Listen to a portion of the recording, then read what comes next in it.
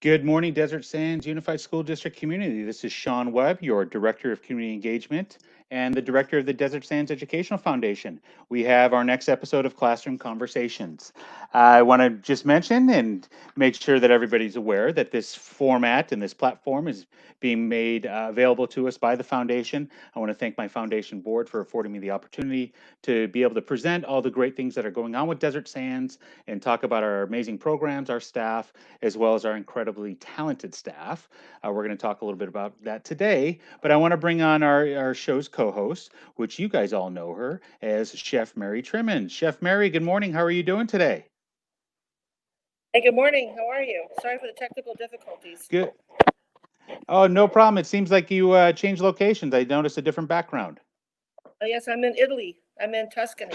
I wish we were all there together. That would be amazing. Hey, listen, we're stomping grapes this morning. Don't worry. Fantastic. So, so how have you been since the last time we saw you?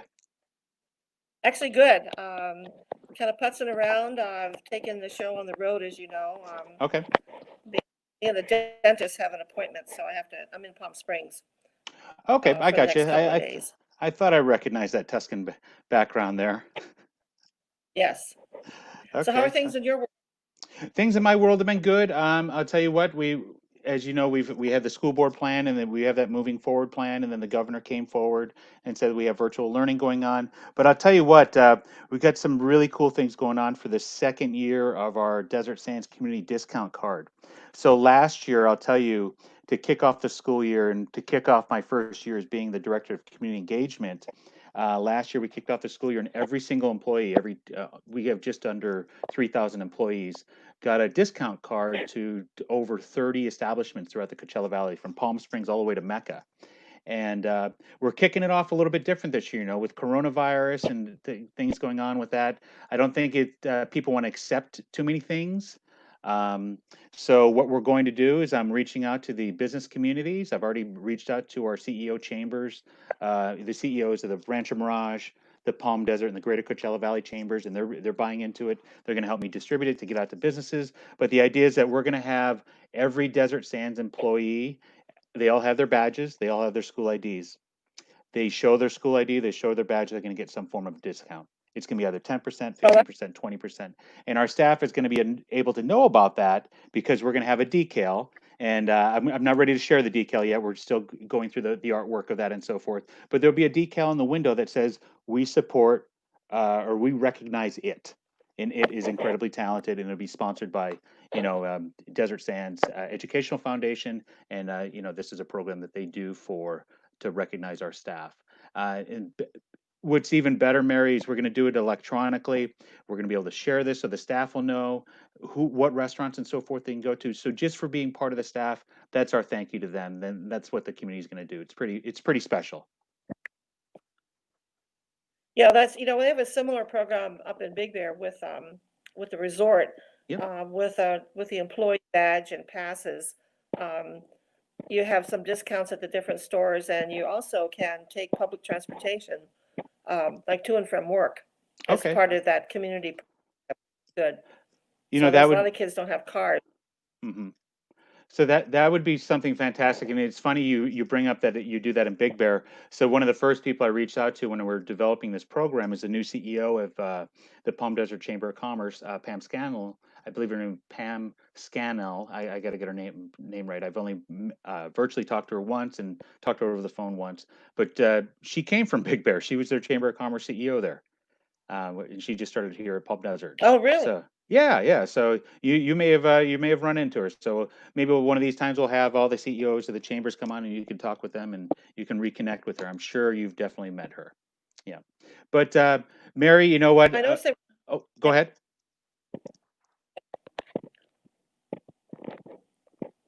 Go ahead, Sean. Oh no, I was just going to say we're talking about things going on with the district. Meal distribution. We have our Director of Nutritional Services here with us today, Dan Cappello, and I'm going to bring him on screen here in a second, but he's going to talk about all the meals and what's been going on with Desert Sands since coronavirus started and so forth, as well as, let's get to know Dan. You know, he helps serve meals to almost Okay, cool. 30,000 students every single day. I think that's a pretty cool person to get to know. So let's bring him on screen. Good morning, everyone. Hey, good morning, Dan. How you doing? I'm doing real well. Excellent. Thank you for joining us this Thank you morning. for having me. You got it. Yeah, this is a new format for us, classroom conversations. I'm not sure if you're aware, but this kind of was transformed from a little morning show that Chef Mary and I started called Morning Coffee with Chef Mary. And we did 20 episodes. And now we're on the Desert Sands platform. So it's kind of cool. Who knows what comes next? Exactly. Mary wants us to get on Good Morning America. Yeah, that would be awesome.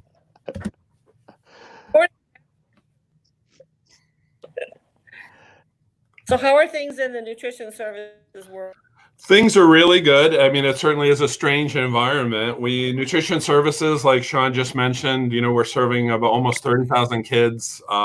We're doing probably, back before COVID, we do 22 to 25,000 meals a day. We were doing breakfast, lunch. We have a supper program, a snack program. I mean, there's always so much activity. And so we have 160 employees that are always running around at school sites or here at the district facility in the central kitchen. So there was always a huge amount of activity that goes on in the course of the day. The phone rings, right. Things are going on all the time. Now it's really sort of slowed down quite a bit. And that's I thought I would like that, but it's really kind of difficult to adjust to. It's very quiet. No, you kind of jumped right into it. And I want to make sure that everybody gets to know who Dan Cappello is as well. And I love how Mary always pushes me to get right into the conversation here. Right. But I want to make sure, can you introduce yourself? Tell us where you came from. Tell us your background. Who is Dan Cappello? All right. Dan Cappello is the Director of Student Nutrition for Desert Sands. I pretty much have probably about 40 years, believe it or not, in the hospitality restaurant business. I started many years ago at the age of 15. I worked in a summer camp in the kitchen in Maine. And then after high school, I started in a restaurant. I was the dishwasher. I absolutely loved it. And I sort of worked my way with that company into management, and then a great career began at that point. I was restaurant general manager in a few places. Sizzler back in the olden days. Okay, nice. There we go. You gotta love a Sizzler. You gotta love Sizzler. And then a place called Jolly Roger. It was an oceanfront restaurant in San Diego, in Oceanside. And then I spent a few years for the San Diego Padres. I was the manager of fine dining, and I was moonlighting at that time, and I worked for San Diego Unified School District, which is incredibly large. I can't remember how many students they have, but it was like 200 schools. When you drive around San Diego, there are schools everywhere and shopping malls and any kind of building, they'll have charter schools in them. So it's a great experience working in, because obviously education is extremely different from how things would work in a restaurant. So there was a huge learning curve that I had to adjust to, but I think I've done pretty well with most of it. Oh no, definitely. I'm not sure if you're aware, but obviously, Chef Mary, she's got a hospitality background and so forth. But I too have a hospitality background. I started off by doing some dishes and so forth at my local parents club and so forth, and loved hospitality and working in that industry and so forth. Yeah, and I absolutely, thank you. I absolutely love the career technical education program and what you've done with it at La Quinta High, Chef Mary. I forget the statistic right now, but I think it's like 80% of people have a restaurant in some part of their resume at some point. And yet most school districts don't embrace that. They don't train for it, but yet it's a huge employer. It's a huge employer nationally, specifically in the Coachella Valley. So I think that program's outstanding, and it's huge for our students, and I absolutely love it.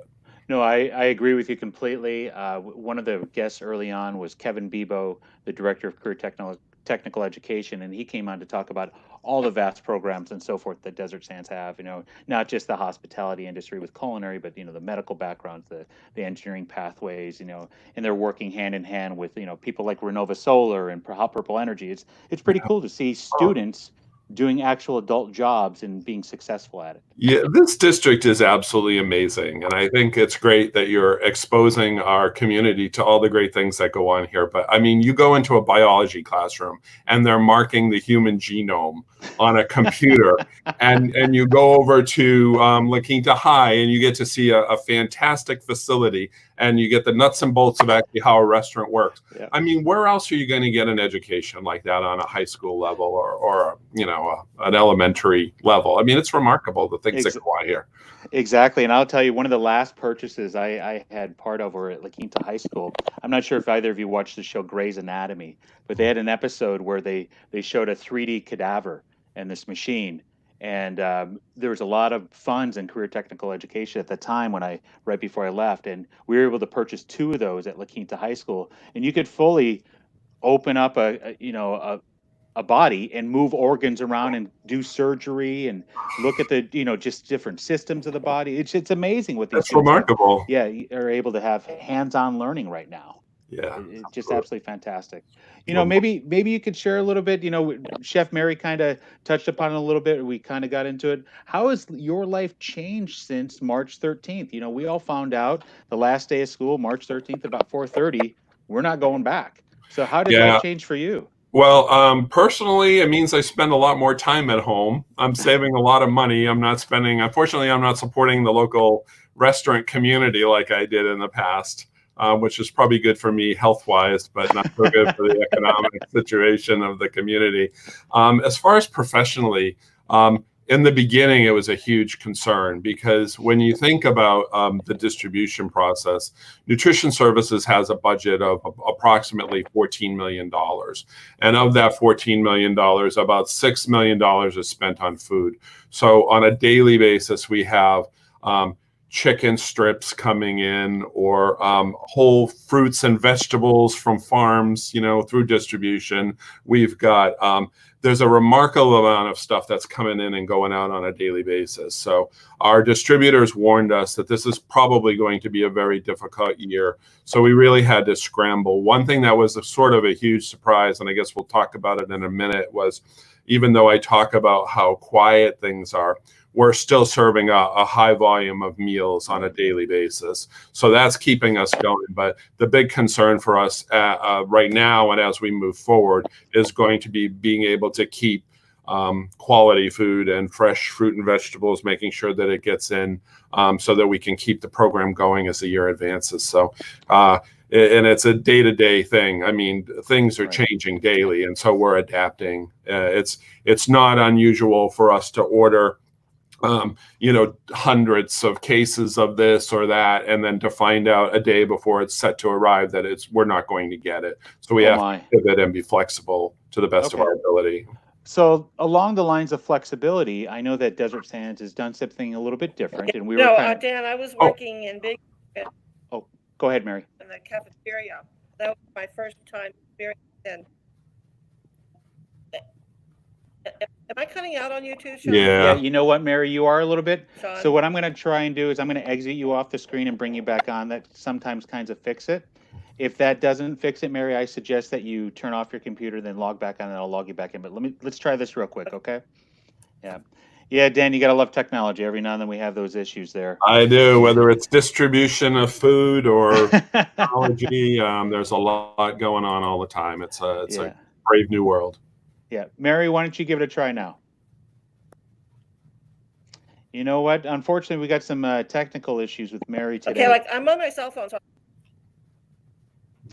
yeah, I think that's what it is, Mary. You may be a little bit too far from here. Yeah. Mary, unfortunately, I'm going to go ahead and I'm going to exit you off the screen for right now. If maybe you can get closer to the Wi-Fi or something, we'll try and do that. But I'm going to exit off the screen so I can continue the conversation with Dan and so forth. Guys, sorry about that. That's fine. We'll definitely catch up with Chef Mary another time. The beautiful thing is she loves the Desert Sands community and she loves the desert, so I know that she'll be back for us. But you're talking about being flexible. Can you share about how I want to say that you were a pioneer, and in Desert Sands was a little bit of a pioneer in getting local produce. Can you share a little bit about that? Absolutely. You know, one of the things about school lunch is it really is the most highly it's the most highly regulated meal in probably the world. We deal with regulations on the federal, the state, the local level on a daily basis. And this is my personal opinion, but sometimes we get caught up a little bit more in the bureaucracy and a little bit less about what's right for students. So we were approached through you, actually, from a local farmer named Mark Tadros about purchasing dates from locally from here in the Coachella Valley. And initially, it seemed like that the regulations would make that insurmountable. That it was going to be a very difficult. I mean, it seems so simple on the surface of it. He's got fresh dates. We need fresh fruit. We should work together to make that work. So we did some investigation, and we were able to figure that out. And he has been supplying hundreds of thousands of packages of dates that meet the United States Department of Agriculture meal plan. They're great because they have a 2-week shelf life easily. We can store them and serve them. So if we had any other problems, we always have dates on hand that we can serve. It's been extremely good for his farm and local farms because he's able to keep people employed. And it's really been fantastic. Last week, we were able to get at a very reasonable price some 2.5-pound bags of grapes that are grown locally here in the Valley. And they were absolutely outstanding, better than you can get in the grocery store. So we're going to take a look at that. And as we move forward, I mean, really, we're a month or almost a little over 3 weeks away from school starting. And we're still trying to figure out exactly what that looks like. But I see us being able to go from farm to table here in a much greater capacity than we're doing presently. It's really exciting. No, Mark gave me a tour of his facility back in November, and I got to learn a lot more about the farming industry. And I had no clue that, I think the produce at like Ralph's, Albertsons, and Stater Brothers is fantastic, but I didn't Yeah. realize that by the time it gets there, it's about a week old.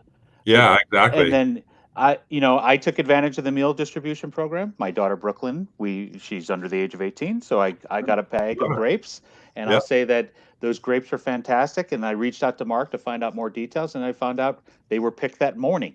Yeah, So it's remarkable. maybe I take that back. Maybe not picked that morning, but packaged that morning, picked the day before. So they Yeah. came right from the field, packaged, and they were fantastic. It's great to be able to have local produce in the hands of our students. It absolutely is. And you know what was fantastic about that? It was a huge learning experience for me too. And I'm always stunned at, I've essentially done this in one capacity or another for 40 years. And and one of the things I was hugely concerned about was the cleanliness of the facility, right? Yeah. So we have a vendor that approaches us, and normally there's a ton of certifications that they have that they can make me cognizant of how their practices are. So he's a local farmer, and it sounds really good on the surface. But what I didn't know was we have to have everything portioned. It's a USDA regulation. We need to know exactly how much we're giving to children. So he invited us out. I had no idea there's a United States Department of Agriculture packaging facility in India.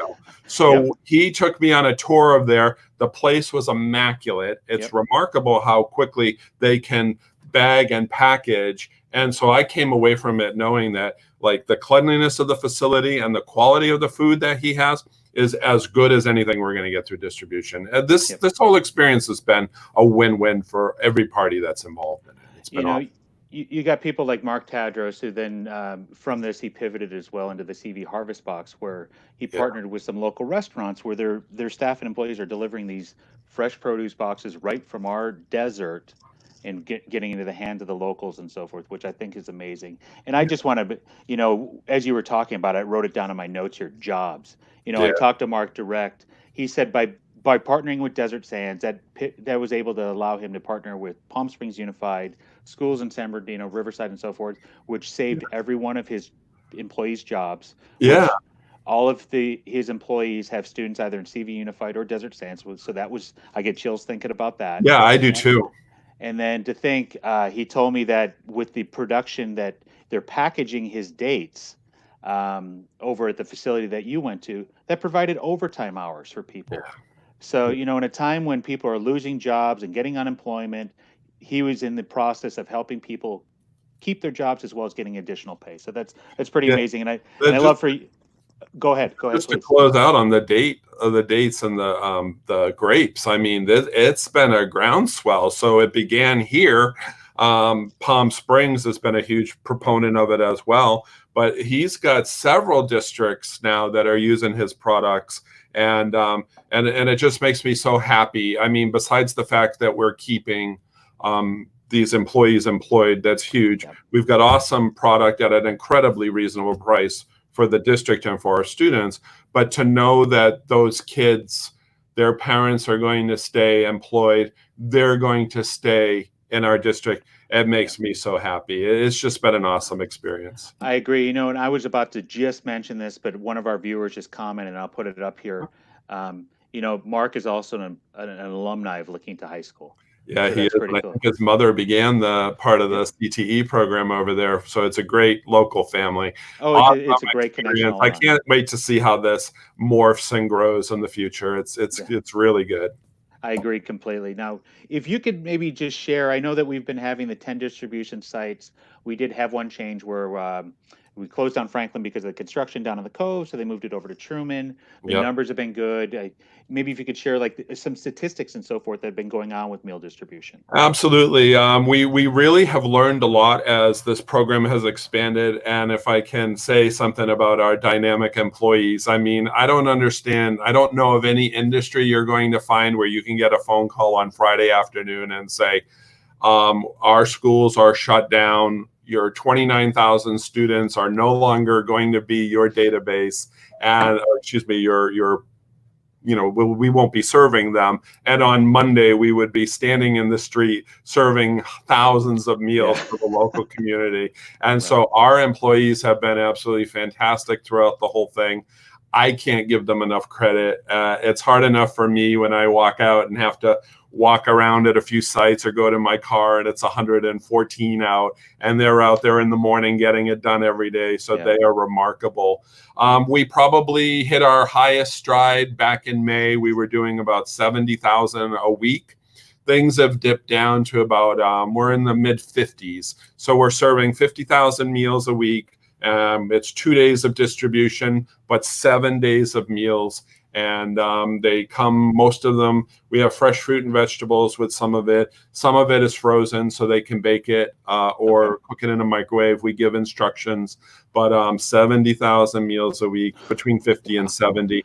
So as of right now, we're in excess of 1.2 million meals that we've served so far. So it's been remarkable. We're going to keep going until August 5th, most likely. After August 5th, we're going to need to take a week to get our schools up to speed. We were out with the managers out touring schools yesterday.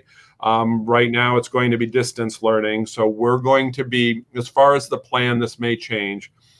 Most likely we will be, when school starts, we will be on campus every day serving drive-up meals at every school. Now that's subject to change, but that's the way it looks right now. And then yesterday we spent a lot of time yesterday going through beginning the marking situation. So when our kitchens do open and when our cafeterias do reopen, most likely with the hybrid model, that we keep everybody socially distant.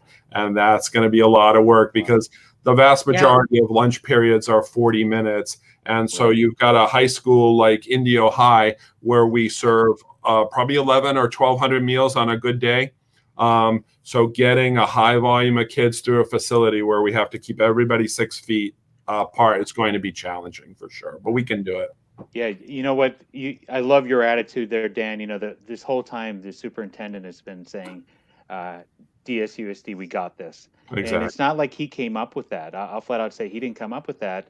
It's that he came home one night and he saw it on his driveway. Somebody in his neighborhood put it on chalk. Yeah, that's awesome. Yeah, it's really amazing how sweet everybody has been. You know, when we get when I go out to school sites during distribution and the kids roll in and they're just so happy and they wave and they're so thankful. It really is a great experience for all of us. Yeah, definitely. Now, Mary, you were talking about you had an experience at Big Bear in their kitchen. Can you talk about that a little bit? Yeah.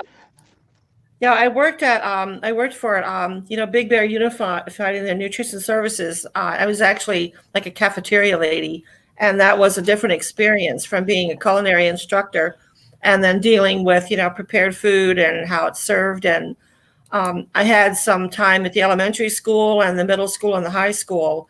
And to learn what you have to do, Dan, as government requirement was pretty interesting on what they're required to pick up and take in their tray and, different types of food that are prepared and the short time frame that you have. Yeah. Because we would really go in the morning. Like, I had a 3.5 hour shift. But at the high school, they had 2 lunch shifts. So you got everything ready and then accounting for all of it. I was amazed that down to like one hamburger, they had to account all the paperwork that was attached to it. That's nothing like that. What we call the real world of a restaurant where you don't have to worry at 10:02, something came out at 1:65, 10:05, it was in the hot box, and 10:12, it was on the line. It was an eye opener. Oh, it's remarkable. It gave me a whole different perspective that the responsibility that you have in the record keeping, just for the food that's prepared, not only what's left over and how you dispose of it, and then where they were getting different food from, different entities being delivered. It was a huge task for a management person to do, and then to coordinate that with a very, very small staff. We had a small staff. I think at the elementary school, there was 3 of us. And then at the middle school, there was 2 people. I think the high school, because we had 2 sessions. And then they do breakfast as well. Yeah. And then the high school did food offsite to 2 of the other schools that they were responsible for carrying away in hot boxes.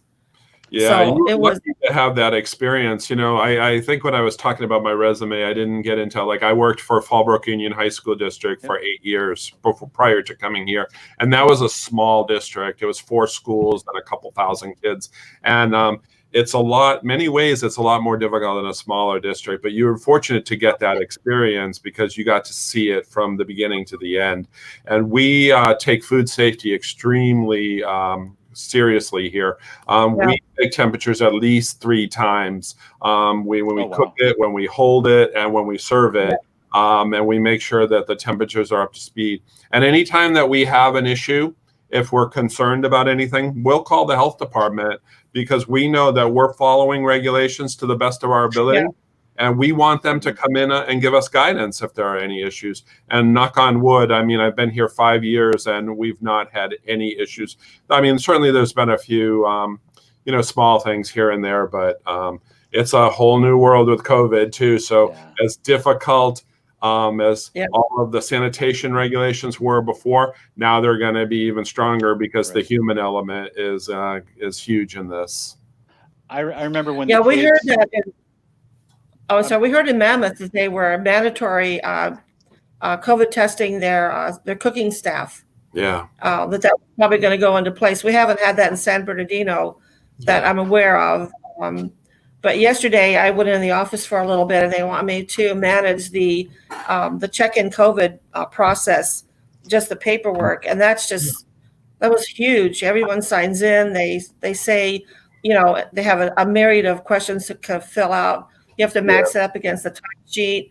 And then I guess the paper trail, and then something happens, they can say, okay, Sean was here on Tuesday at noon, but he didn't come in for another week. So he's probably exempt from any issues going on. And I was there for 4 hours just getting 1 week's worth of work documented. Yeah, we're working on that as well. We're going to have some kind of temperature taking system, and we're going to keep logs on all of it. It's when you think about how difficult it was to hold food in the first place, to make sure it's fresh and to make sure it's safe when we're dealing with, again, 29,000 kids.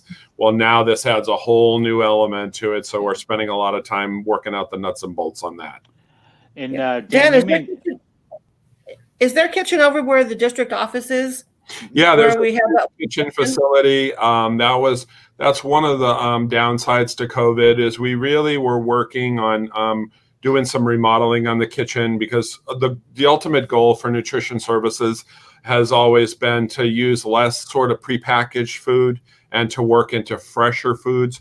but COVID's going to slow that down again, because it's just going to be very difficult with distribution to be able to plan weeks in advance when you're dealing with, lunches will do, I think it's 14 or 15,000 lunches a day. So it's going to be difficult to do that with this current situation. But that's always been the goal. I think one of the biggest heartaches that we're feeling is that the salad bars are going to have to go. Almost every elementary school had a fresh fruit and salad bar at their school sites. And our managers and our staff have worked incredibly hard to get those salad bars in, and they're going to have to go. And it's so, when you talk about what the changes are, last year our goal was to get rid of plastic and pre-packaging and all that stuff that goes along with it. And this year it's going to be difficult to do that with COVID.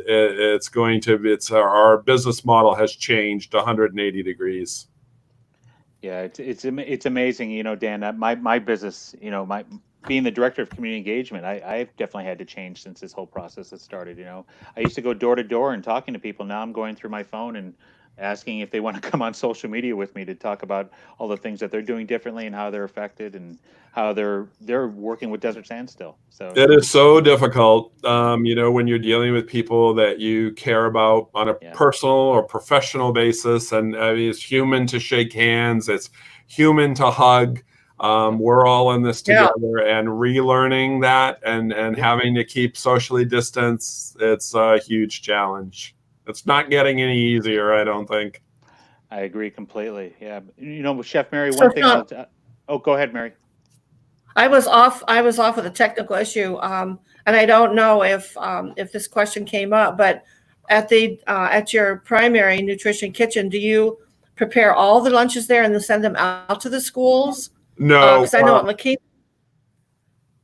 Quinta, I went into the La Quinta cafeteria a couple of times, so I'm not really sure if the food was prepped there or set there. I know it was delivered there. Yeah, the vast majority. So the central kitchen facility here at our district office, primarily for the most part, will cater to elementary schools and the after-school supper program. So through the ACES program, schools that have enrichment, we've done a lot of work with supper. And so that primarily will come out of the central kitchen. But the high schools and the middle schools, for the most part, they do their own thing. So they'll do preparation. Oh, I see. So, you know what, as I shared earlier, we have people that put up comments and so forth. And Dan, I think you would like to know that we do have some, good amount of live viewers watching us right now. And then we have this one viewer that just said, I think that's just good to share with your staff. Just thank you in general. Thank you. I certainly appreciate that. Yeah. Thank you, Michelle. That was awesome. That is the outpouring of caring from this community has been remarkable. And for us, it's a job. And I mean, they're out in the street, and none of our employees have tested positive for coronavirus that we know of from work. So they may have gotten it outside, but none of them that we're aware of have gotten it at work. So they're keeping distance. Sometimes it might seem, when people pull up and see that we can't get as close to the car as we would like to get, that hurts us as much as it hurts you. But it's important for our employees. They have been doing a great job keeping themselves safe. And so when we hear thank you like that, it certainly means a lot to all of us. No, I've done a lot. I've spent a lot of time at meal distributions early on, and then just most recently I've been visiting them. And I go to like Indio High School, and I see your lead person over there, Maggie.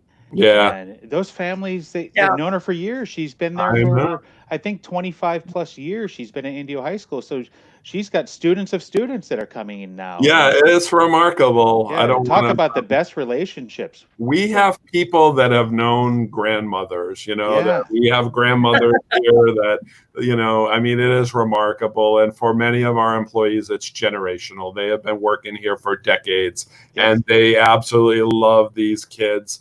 And many of the kids love them. It's so, high school children can be self-centered at times, not all the time, but at times. And so it is so remarkable to see the outpouring of care that when you go to a high school site and you see the kids wanting to hug the lunch ladies, it is just absolutely wonderful. Well, you know, I think we have a leg up too, Diane, because in our industry, from day one, we've really been under the hands of the health department about sanitation and temperatures and forms and follow up and whatever. And I recently did a whole program with Everclean on both mountains at Big Bear and Summit, and got to work with this gal for a couple of days. And to see their format and what they're looking for and the degree of what they're looking for, and to bring everybody on board. And we actually scored a 98% of the 22 venues, which was the best in the whole company. But the people worked really hard to the understanding of how important it is about temperatures and time. And we were using time and temperature on all of our venues because they're all, you know, steam tables and buffets. Yep. But that was a huge learning curve to see the degree of how easily an entity could fail just by not having proper hot water or a proper bathroom. It just takes one link in the chain that we don't pay attention to, and it could be catastrophic. Right now we're looking at, so we've got the whole the food situation. We've been doing that for years. We know about temperatures. We know about the chemicals we need to use to keep all our stuff safe. So the new thing is we have a peroxide-based cleaning chemical to sanitize surfaces. And so that's another huge step that we'll be using to make sure, because it's not the food. We can keep the food safe. That's not difficult for us. We do that every day. Now it's the surfaces. I find myself touching things and then realizing, oops, I just put my hand on this surface, so now I got to make sure that. And with little kids, it's like, you know, it's going to be, but we can do it. I think that's going to be my departmental motto this year. We can do it. It may not always be pretty, but we can do it. I love it. I love it. That's a great attitude. And, you know, I think Michelle kind of started a little, I don't know, a snowball effect here. We got another person, Christy Duran, who put out a comment there. And then we also have another person, Laura Hollingsworth. Yep, she's one of ours. Oh, okay, excellent. I love it when we have our own watching and so forth. That's fantastic. You know, we're coming up just past 35 minutes and so forth since we've been on, Dan. I want to give you an opportunity. What would be a message to maybe some staff you haven't seen that you normally would see all the time at the district office, or maybe just in general, a message from Dan Cappello? All right. I think for our staff, we miss you and we can't wait to see you back in August. And for the district, we are here for you. I know it's going to be challenging. We're going to figure it out. There's a lot of rules and regulations, and sometimes it may seem that they're just us being, you know, difficult, but there are federal regulations that govern this, and so try to be patient with us, and we understand your frustration for sure, and we are going to be here for you. Our meal pattern will change when school starts. We go back to the full regulation, so it's going to be a lot more difficult than what we're doing now. The USDA, School Nutrition Association, and school nutrition professionals from across the country are bombarding the USDA, who is the parent organization that makes most of these regulations, to have them continue to allow us to continue to do what we're doing now. That's what we're hopeful, but that's not the case right now. So be patient for us. We are available. You can find my contact information on the district website. Please call us if you need anything, and we can figure this out. I love that. I love that can-do attitude that you have, Dan, and I know that your whole department is that way, and you just have some amazing staff. I actually took video, and I'm thinking about it now. I wish I would have played it for our viewers. Maybe I'll do it next week, Mary, to show everybody. But I was in there one day when they were packing food for the upcoming week. And they're singing and dancing while they're doing it. It's great. It's absolutely fantastic. Yeah, you know, it's funny. That was one of the things too, like social distancing. We don't, I mean, they're down there, but I don't, I mean, I work in the same building, but I have a new amount of duties, so I don't see them as much. Yeah. So I go down there when I need it, and they certainly lift my spirits. They are an awesome group of professionals. Yep. It was just great to see everybody just dancing and packing the food and doing everything while wearing masks, some with hairnets, some with gloves. It's just kind of cool to just see all of that. They love students, and even whether they're on the front lines or they're here in the district office, I take them around on occasion, because ultimately, no matter how bad your day is, when you're doing whatever you're doing, when you go out to an elementary school and see the joy that the meals we provide bring to kids, you can't help but having that help elevate your mood. It's really an awesome thing. Yeah, I agree completely. And Dan, thank you for joining us. I'll let you kind of, I know you got a busy day going ahead and scheduling the rest of meals being distributed with the new plans and so forth. So Thank you for joining us. Mary and I are going to kind of wrap things up. But as everybody heard, you can contact Dan. All his contact information is at DSUSD.us, and you can definitely find out and be in contact. And Dan, if you ever need an extra eye, you can call me. We will take you up on that for sure. I've been eyeballing 22 venues. It's like you could just walk into a room and you go, oh, there is an issue over there. Let's get it cleared up. We would love to have you down here. We will take you. You are universally respected in this organization. People talk about you. I'm always available. You've changed the face of Desert Sands. Thank you. Awesome. Thank you, Dan. Dan, thank you very much. You have a great day. You too. Bye-bye. So, Mary, what would you think about me asking you to prepare 1.2 million meals since March 13th? Wow. I think that's a lot. I mean, I always think about doing a dinner party for 12 people, and you work on it for 4 days. They're in the same building that has that big conveyor belt. Is that right? Remember when we did an appreciation dinner and we went back in the kitchen?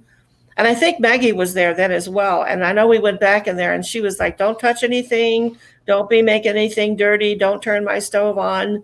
And the place was just spotless. And the amount of equipment, it was overwhelming to see the amount of equipment that they were going to be putting those kind of meals out. I think the biggest event I ever did was at the convention center. It was maybe 2,000 people. We did a breakfast or something. And I mean, they were on the line. It seemed like we were on the line forever. So I can't imagine doing 1 million. Yes, seriously, over the time. And these are fellow Desert Sand staff that are putting on here, rock on lunch ladies and lunch dudes, that's absolutely fantastic what they do. I'm just amazed by it.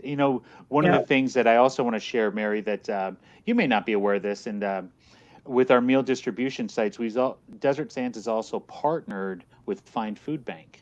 And with that being said, our meal distributions are anybody 18 and under. So like I said, I took advantage of it and I got a bag of grapes because I got my daughter and it works for anybody. So I was able to pick up a bag of grapes when I was covering the meal distributions. But it does not work for families. Like if you don't have children, you can't get the meals, right? But what we have done is we've partnered with Find Food Bank. And like I know, for example, at Indio High School, at where is it? At La Quinta High School, they got a couple other distribution sites as well that you can find that information on our website. But they're able to pick up food for their children as well as pick up fresh produce through Find for their families. So I was at La Quinta last Wednesday when it was going on. It was pretty neat. They get in line, they get the meal for their families, and then they come around and get it for their students, or they go vice versa, whatever line shorter they kind of go to. But the line for Find Food Bank, Virginia is the cafeteria lead over at La Quinta, and she shared that they're doing anywhere from 300 to 500 meals for their families. And then the Find Food Bank people told me they had over 600 families come in that day for food, and unfortunately they had to turn some away. Gosh. Yeah, unfortunately they had to turn them away. So I guess my point being here sharing is we got a great partnership with Find Food Bank. Just make sure that if you're in need of that food, get there early, please. We want to make sure that you can really take advantage of these programs. It's just amazing. As Dan said, and as you've said countless times, our community is amazing, and they've been absolutely fantastic with helping out families either with food or for whatever it may be. Yeah, and I think the other challenge that I saw that I'm sure that Dan and the other ladies that work in the cafeteria, when you're dealing with 3 or 4 different age groups and how they eat or how they don't eat or what they like and they don't like, and they come through the lunch line, you have to almost adjust yourself to every single student that comes through, because they don't like this, they don't like that, I don't want this, and plus the things that are mandatory that they have on their tray, that the government requires that they have a fruit and a milk, and then they really don't want that because they're sort of fast food little people. It's kind of interesting. I had a kindergarten class come through and they could barely hold the tray, and I said, "What would you like?" And they just started crying. And I'm like, I don't know what to do. They're little, they don't know what they want. They didn't want what we were serving that day. And I just looked at the gal and I go like, what happens now? You've got a little 5-year-old that is, teeny tiny thing. So I think they forget the challenges that these women that are on the line, in the lunch line, have to sort of accommodate, these people that have eating desires or they don't want something, and how to make, at least let them have lunch and get through the meal and get back to a classroom without, falling apart. Because I think this little girl lost it. I lost it. And making them say thank you and you're welcome, and you say good morning, how are you? And it's a personality issue as well when they come through the line. So I kind of handed it to them. It was a real eye opener. Oh no, like I said, our nutritional staff are one of the people that make relationships with our kids, and they don't get enough credit. I'll be the first to say that. And I just think it's fantastic that we're able to help out by using our nutritional staff to help out the community as a whole with during this process. But Exactly. Mary, we're coming up on 45 minutes. I tell you, every time I get on with you, I feel like it just flies by. It doesn't feel like 45 minutes. But I do want to share for Tuesday, we've got some special guests coming on. We've got our regional specialists from Los Angeles, as well as our regional specialists from Riverside County, to talk to us about the importance of 2020 census. And I asked them specifically to bring in information about, they keep on sharing that the 2010 census, the last one that we had, if it had been more accurate, maybe the COVID response might be a little bit different. So I asked them to bring some statistics and numbers about that, as well as they're going to speak to how we definitely have some low reporting areas in Desert Sands where we could definitely improve upon those areas, them being in some portions of Indio as well as portions of Palm Desert where people are not reporting. So we want to make sure that everybody partakes in the census and make sure that they register and log in their households and so forth. So we're going to have those specialists talk about why we need to do that and about the importance of that. So it'll be a learning experience for both of us. I'll tell you, I already filled out my census report, and it was kind of cool. I got to fill out Brooklyn's name too. I filled out mine online, and then actually we have a census lady that came around and she was putting it on all the doors. And I said, well, I've already done mine online. And she said, I still have to leave you a packet. Okay. So she was walking in Sugarloaf, door to door to door, even though there's no one there. Wow. There's still, they still have to put it on the door of that particular house that they've solicited, that they, complete the forms. Right. So it's a big job. Oh yeah, definitely. It's definitely a huge job. We need to know, and we need that information. And it's something that our school board said that we're going to make sure that we get out to our people that are our community and so forth. And then we got a special treat a week from today, Chef Mary. We're going to get to rekindle with somebody that helped create the Blackhawk Showdowns. And we're going to have Bianca Ray on with us. Bianca Ray, who left KESQ, left the desert to bigger things over at Spectrum News in LA. So she's going to join us next Thursday, and it's going to be kind of fun. We're going to be interviewing her. Oh, I know. We'll have to get our A game on. I know I'll definitely have to shave. Well, ever since we started doing this, I am shaving and showering, doing all those things. But I'll make sure to have a clean shirt. Everybody has that. What do they call it? Your Zoom shirt. You have a couple shirts that you just throw on top of the other one, just in case you have something. But I'll make sure to have a dry, clean shirt for her that day. We should get a couple of microphones like this. Very funny, very funny. Well, Chef Mary, you have a great weekend. I greatly appreciate you taking the time to be with us. Good luck at your appointments and so forth. My pleasure. And I will see you on Tuesday. Yes, I'll see you Tuesday, and I'm sure we'll touch base before then. But I'm going to end the live broadcast now. Just give me 1 second here. I just want to go over the Desert Sands Educational Foundation mission, as you know, but just so our viewers are knowing that the Desert Sands Educational Foundation secures funding and awards money to provide supplemental resources that enrich and enhance student learning in Desert Sands Unified School District. And we want to thank them again for helping us and allowing us to have this show on their format, because if we don't have that, I'm not sure if we're able to do this. So thank you very much. Mary, we'll see you Tuesday. I'm going to end the live broadcast here. I'll stay on with you, okay? Have a good one.